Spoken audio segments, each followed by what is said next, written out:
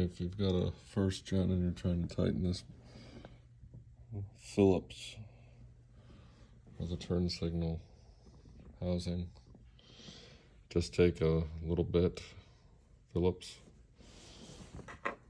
and a 1/4 inch wrench.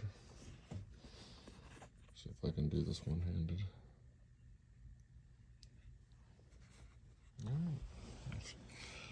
Put it on the screw, tighten.